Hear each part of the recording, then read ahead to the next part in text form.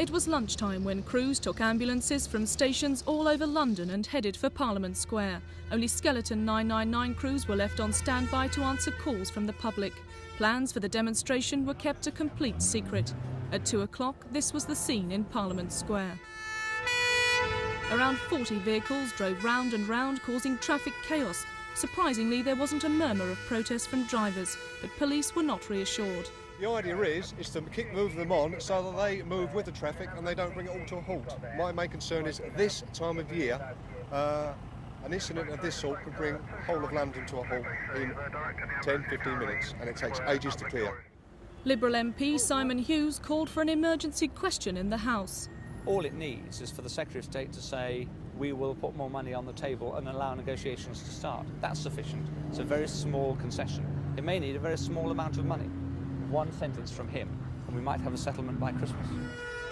After half an hour, police finally moved the fleet of ambulances on, only for them to head for Trafalgar Square. But soon patience began to run out. Officers told the crews, "You've made your point, it's time to go." Little did they know the cavalcade of vehicles would head for ambulance headquarters at Waterloo and their acting chief officer, Tom Crosby.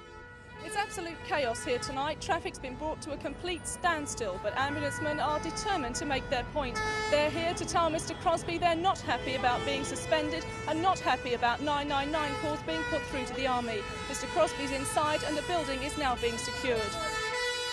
It was a desperate measure born of frustration, but there was little need for ambulance chiefs to be alarmed. Happy their protest was heard, crews soon began to disperse peacefully. We apologise to Londoners if we've caused them a half an hour delay or so, but I think on the whole most of them supported us.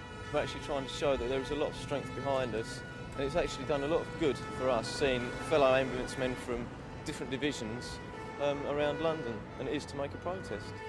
Ambulance drivers who took part in today's demonstration could face prosecution for taking vehicles without the owner's consent and driving without insurance, but they say it was worth the risk. Ambulance chiefs have refused to comment. Sharon Doughty for Thames News.